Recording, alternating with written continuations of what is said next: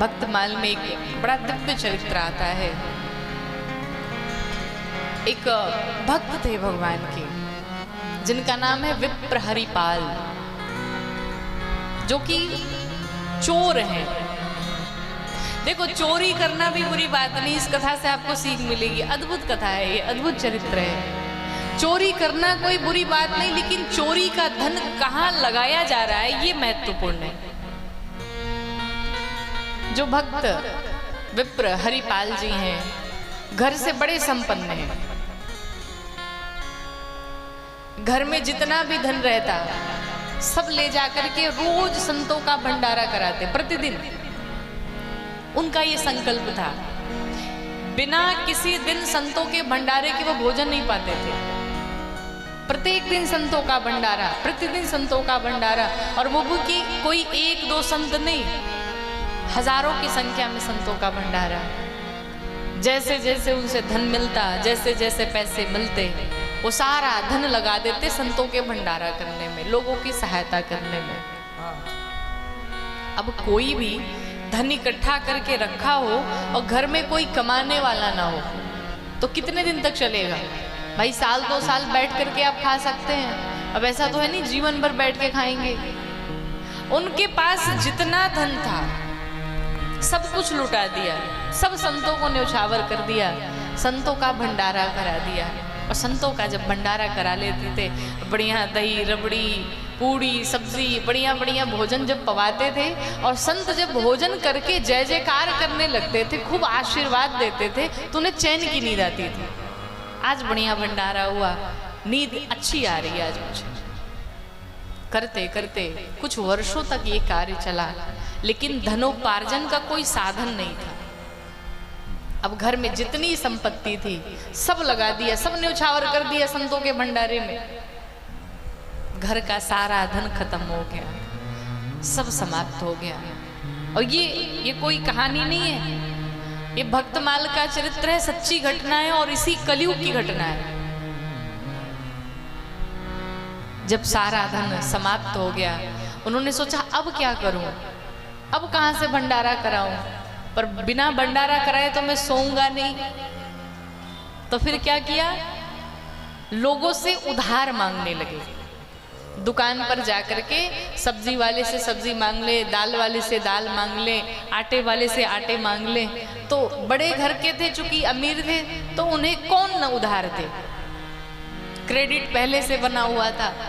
तो जितने दुकानदार थे सब इन्हें दिया करते थे, उधार दिया करते थे। और ये ले करके रोज भंडारा कराए, रोज भंडारा कराए। लेकिन उधारी भी कब तक चलेगी? सिर्फ लेना ही लेना था, देना तो था नहीं। अब दे तो पाते नहीं थे, उधार तो ले लेते थे, पर दे कहां से? कुछ दिनों तक चलता रहा। अब जितने दुकानदार थे सब पीछे पड़ गए। सब्जी वाला कहे हमारे सब्जी का पैसा दो, दाल वाला कहे हमारे दाल का पैसा दो, सब पीछे पड़ गए। अब जैसे ही घर से बाहर निकलते सब अपना उधारी मांगना शुरू कर देते। क्या करे, कहां से वापस करें? तो एक दुकानदार ने कहा, भाई साहब अब उधार नहीं दे पाऊंगा। क्यों? पहले पिछला पैसा वापस करो तब दूंगा। पिछले जो कुछ भी दिए थे वो सब क्या किया? तो संत हरिपाल जी कहे, मैंने तो भंडारे करा दिए संतों का। तो दुकानदार पूछे कि हमने भंडारे के लिए थोड़ी बोला था। तो ये कहे, तुमने बोला नहीं था लेकिन हमने करा दिया तुम्हारे नाम से। तो दुकानदार कहे, बड़ी जबरदस्ती है, हमने बोला भी नहीं भंडारे के लिए, तुम जबरदस्ती भंडारे करा दिए। क्यों कराया? कहा, भाई मेरे पास व्यवस्था नहीं थी तो हमने तुम्हारे नाम पे भंडारा करा दिया। कहा, हमने थोड़ी बोला था कि तुम भंडारे कराओ। संत हरिपाल जी कहे, दुकान से तो तुम्हारे ही आया, समझो तुम्हारी नाम का भंडारा हो गया, फल तो तुम्हें ही मिलेगा। दुकानदार परेशान हो गए। दुकानदारों ने सोचा कि अब इन्हें एक भी चीज देने लायक नहीं है, ना ये पैसे वापस करेंगे ना अब इन्हें हम सामान देंगे। दुकानदारों ने भी हाथ खड़े कर लिए, नहीं दिया।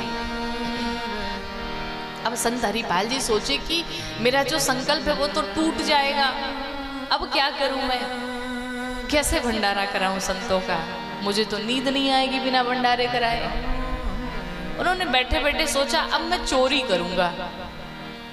लोगों के घर में चोरियां करूंगा और चोरी करके भंडारे कराऊंगा, पर मानूंगा नहीं। देखो कितनी श्रद्धा है, कितनी निष्ठा है। आदमी को एक बहाने चाहिए होता है कि मेरे पास है नहीं, मैं कहां से करूं। अगर आप करने पे आ जाए तो हर व्यवस्थाएं बन जाती हैं। संत हरिपाल जी ने सोचा कि मैं अब सबके घर में चोरियां करूंगा, पर संतों का भंडारा रुकना नहीं चाहिए। उन्होंने सबके घर में चोरियां करना प्रारंभ किया।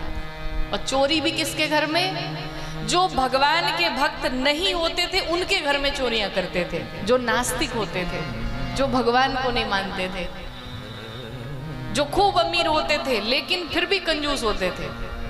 ऐसे वाले कंजूस की चमड़ी भले चली जाए पर दमड़ी न जाए, ऐसे वाले कंजूस अमीरों के घर में चोरियां करते थे। और चोरी भी क्या करते थे? पैसे रुपए नहीं, सोने चांदी नहीं, जेवर नहीं, फिर सबके घर से, किसी के घर से दाल चुराते थे, किसी के घर से सब्जियां चुराते थे, किसी के घर से चावल चुराते थे। अर्थात जो भी भंडारे में लगता था वही चोरी करते थे। सबके घर से चोरियां करते थे। चोरी करते करते एक बार एक बड़े भक्त है भगवान के, एक सेठ हैं, उनके घर में रात्रि में चोरी करने पहुंचे।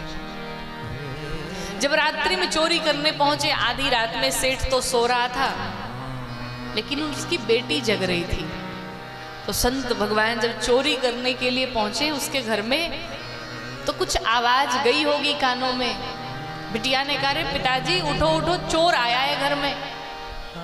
उस सेठ ने कहा, रे शांत हो जाओ, सो जाओ, कोई चोर नहीं आया है, वो तो संत हरिपाल जी आए हुए हैं आज हमारे धन को शुद्ध करने के लिए। आज इन्होंने अगर चोरी कर ली तो हमारे घर का धन शुद्ध हो जाएगा। नहीं चोरी करने दो, तुम शांत हो जाओ, सो जाओ, इन्हें चोरी करने दो। जब संत हरिपाल जी ने सुना कि ये तो जानते हैं और ये तो भगवान का बड़ा भक्त है और मुझे तो भक्त के घर में चोरी नहीं करनी है, जो भक्त नहीं उसके घर में चोरी करनी है, चले गए वहां से। अब पूरे शहर में, पूरे क्षेत्र में ये शोर मच गया कि ये चोरी करते हैं, पर भंडारा नहीं रुकना चाहिए महाराज। ऐसी निष्ठा, ऐसी श्रद्धा। किसी ने कहा एक काम करो, इनका विवाह करा दो, शायद जिम्मेदारियां पड़े तो कुछ काम धाम करने लगे और थोड़ा मन बदल जाए इनका। तो कहीं से सुनने में आया, किसी ने कहा कि एक कन्या है, जो ऐसी कन्या है जिसका संकल्प है, जिसका प्रण है कि जो प्रतिदिन 1000 संतों का भंडारा करेगा उसी से मैं विवाह करूंगी। तो जब संत हरिपाल जी के पास ये बात आई कि ऐसी कन्या है जिसका संकल्प है कि जो लड़का, जो व्यक्ति 1000 संतों का नित्य प्रति भंडारा करे उसी से मैं विवाह करूंगी। संत हरिपाल जी ने सोचा ये तो और बढ़िया है, मैं तो भंडारा करता ही हूँ और देखो पत्नी भी ऐसी मिल रही है जो जिसका संकल्प ही है कि प्रतिदिन 1000 संतों का भंडारा। कोई बात नहीं, 1000 क्या 1500 भंडारे हो जाएंगे और ये तो विवाह हो जाए तो और अच्छा हो जाएगा। क्यों? अरे जब भोजन बनाना होता है तो साधु संतों को बुला करके भोजन बनवाना पड़ता है, और जब पत्नी आ जाएगी तो हम दोनों पति पत्नी मिलकर के साथ में भगवान श्री ठाकुर जी के लिए भोग लगाएंगे, भोग बनाएंगे, संतों का भंडारा कराएंगे। देखो विवाह जब भी करना हो, किसी लड़के को अगर विवाह करना हो तो भाई किसी के चेहरे पर लिखा तो नहीं कि उसका चरित्र कैसा है, उसका व्यवहार कैसा है। अगर आप चाहते हो कि आपको एक सुंदर सी धर्म पत्नी मिल जाए, एक काम करो, ठाकुर जी के पास जाकर के ठाकुर जी से कहिए, ठाकुर जी अपनी सेवा के लिए एक ऐसी कन्या दे दो जो आपको अच्छे अच्छे भोग बना करके खिलाए। ठाकुर जी आपको अपनी व्यवस्था करनी है। अगर अच्छी संस्कारी घर में कन्या आ गई तो अच्छे अच्छे व्यंजन बना करके आपको रोज भोग लगाएगी। निश्चित रूप से ठाकुर जी आपके लिए एक ऐसी संस्कारी कन्या ढूंढेंगे जिसके साथ आपका पूरा जीवन निर्वाह हो सकता है बड़े आनंद के साथ। अर्थात जो कुछ भी जीवन में हमें चाहिए वो सब ठाकुर जी के लिए कह दो, फिर ठाकुर जी जो व्यवस्था करेंगे उसमें कोई कमी नहीं होगी। विवाह हो गया, पत्नी घर पे आई, अब प्रतिदिन वही कार्य, रोज भंडारा, रोज चोरी करना, रोज भंडारे करना, रोज चोरी करना, रोज भंडारे करना। करते करते अब एक दिन पत्नी परेशान हुई कि भाई ये चोरी कब तक चलेगा। अभी बैठ करके बात ही कर रहे थे, तब तक अचानक से 1000 संत घर पे पधार गए महाराज। भंडारे कराने के बाद 1000 से ऊपर लगभग संत घर पे आ गए। अब घर पे ये स्थिति कि एक दाना भी नहीं है कि उन संतों को भंडारा करा सके, उन संतों को भोजन करा सके, कुछ नाश्ता ही करा सके, ऐसी स्थिति घर में आनी पड़ी है। कोई दूसरा होता तो कह देता महाराज बहुत भंडारे करा चुके, अब स्थिति नहीं हमारी भंडारे कराने की। अब दर्शन करिएगा कैसे भगवान ने लीला की है। हरिपाल जी ने कहा कोई बात नहीं, हे ठाकुर जी अब आप ही हमारे संकल्प को पूरा करो। हे ठाकुर जी किसी ऐसे बड़े घर में चोरी आज करा दो, कोई ऐसा धन मिल जाए कि सभी संत भूखे न जाने पाए। और इतना ही नहीं, बड़ा दृढ़ संकल्प ले लिया। संत हरिपाल जी कहते हैं प्रभु अगर आज ये संत हमारे घर से भूखे चले गए तो प्रभु हम दोनों पति पत्नी मिलकर के अपने प्राण त्याग देंगे, मर जाएंगे। संत अगर भूखे हमारे घर से चले गए तो भूखे नहीं जाने चाहिए, अब कुछ आप उपाय करो। भगवान ठाकुर जी भगवान नारायण ऊपर से बैठे बैठे देख रहे थे अपने भक्त की लीला। भगवान ने कहा कुछ तो करना पड़ेगा। अब भगवान नारायण ने क्या किया, भगवान नारायण एक सेठ का स्वरूप बनाए, पगड़ी उगड़ी बढ़िया लगाया और प्रभु तैयार हो गए। रुक्मिणी मैया ने पूछा प्रभु कहाँ जा रहे हो बड़े सज संवर के। तो भगवान ने सोचा कि बता ही देता हूँ। भगवान ने कहा देखो एक मेरा भक्त है और लीला करने जाना है और आपको भी अगर साथ में चलना है तो चल सकती हो, लेकिन साधारण सा वेश बना करके। और शर्त यह है कि हमारा भक्त अगर कुछ बोल भी दे, कुछ कह भी दे तो गुस्सा नहीं होना है, नाराज नहीं होना है। जाओ तैयार होकर के आ जाओ। जब माताओं को तो वैसे ही सोना बड़ा प्रिय है, और माताओं से थोड़ा सा कह दिए तैयार हो जाओ तो पूरे सोने चांदी एकदम आभूषण मैया श्रृंगार करके चले पड़ती हैं। भगवान नारायण ने कह क्या दिया कि देवी तैयार होकर के आओ। अब रुक्मिणी मैया सर से पांव तक सोने से लद गई, सोने से पूरा शरीर भर लिया। तैयार होके भगवान ने कहा है चलना है तो तैयार होकर के आ गई, पूरे सोने चांदी हीरे मोती पहन करके मैया चल पड़ी भगवान नारायण के साथ। चलते चलते भगवान नारायण मैया रुक्मिणी के साथ में एक जंगल में आए। इधर से संत हरिपाल जी जंगल में सोचे कि आज इधर से जो कोई भी आएगा ऐसे नहीं जाने दूंगा, आज तो बड़ी चोरी करूंगा। और संत हरिपाल जी लठ लेकर के खड़े हो गए, इधर से किसी को एंट्री नहीं मिलेगी। और मेरे प्रभु नारायण उधर ही से चले आए। भगवान नारायण मैया रुक्मिणी के साथ में आ रहे हैं।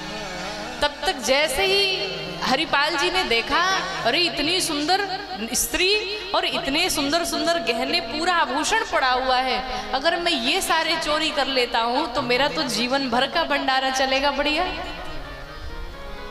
रोक लिया, कहाँ जा रहे हो। भगवान नारायण ने लीला की।